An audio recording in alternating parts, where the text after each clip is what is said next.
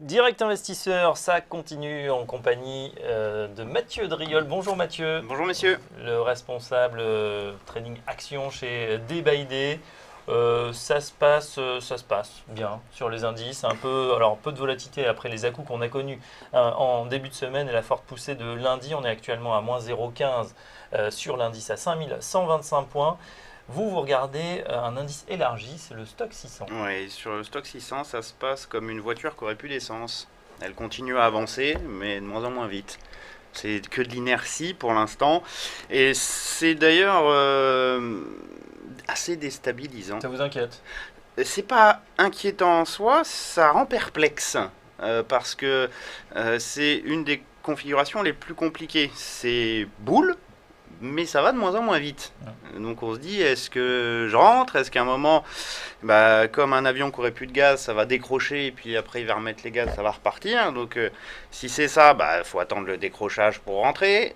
Mais est-ce qu'il va survenir? On ne sait pas. Donc en fait, on est vraiment entre deux chaises et c'est pas la configuration la plus stable, on va La dire. plus Voilà. confortable. Ah non, non, loin de là. Si on regarde donc le stock 600, qui est mon juge de paix hein, d'une certaine façon, on voit donc qu'en intraday, on a donné a priori un signal haussier assez propre. Hein. Ça, on en avait parlé ensemble mardi suite à la formation de ce gap. Et depuis, on est sur une avancée que moi j'appelle une avancée en crabe.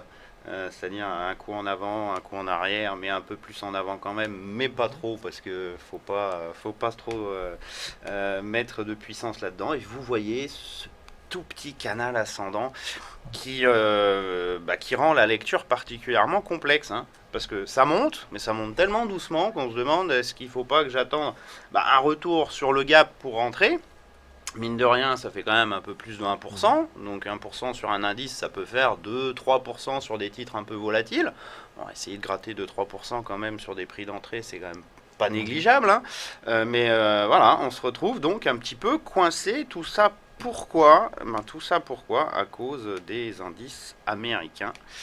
C'est d'autant plus surprenant, on note qu'on a vu quand même cette force accélération lundi où on s'était dit voilà ça repart franchement. Donc du coup c'est vrai que c'est un peu étonnant de voir qu'on cale juste après en fait cette belle effort. C'est ça qui rend vraiment perplexe, hein, c'est que si on regarde le SPI, on voit ici donc un couple de bougies plutôt haussier, hein, belle bougie blanche, on franchit, on fait, si on se met en clôture, donc en line, vous le voyez ici, on franchit quand même un niveau à 21,17 grosso modo, on le franchit de façon très propre, donc c'est un signal technique pertinent.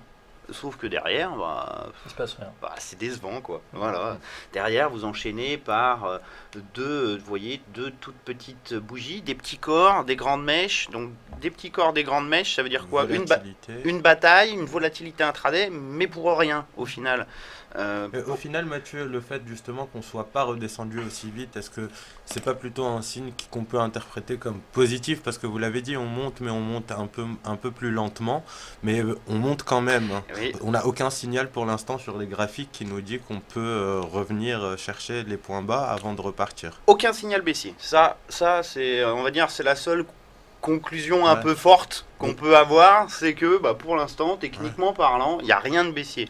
Donc la difficulté, ce serait plus la recherche du timing pour se positionner dans le mouvement, c'est ça? Exactement. La problématique, c'est est-ce que je considère ces deux petites bougies comme étant juste une temporisation, on va dire, latérale, donc rien de dangereux, donc je profite pour rentrer dans des positions, ou est-ce qu'effectivement j'assimile ce couple de bougies d'hésitation comme étant un affrontement entre acheteurs et vendeurs et que pour l'instant effectivement les acheteurs avaient pris la main mais ils semblent la reperdre et donc je me méfie ou j'essaye de rentrer plus bas. Le problème c'est que si on attend trop on peut très bien ne pas être dans le marché pour la prochaine accélération et si on rentre trop tôt on a des timings qui sont pas agréables puisque d'une certaine façon ici sur le SPI le problème c'est le stop. C'est-à-dire que le stop, techniquement parlant, dans cette remontée, vous le voyez, le dernier creux est ici, aux alentours donc des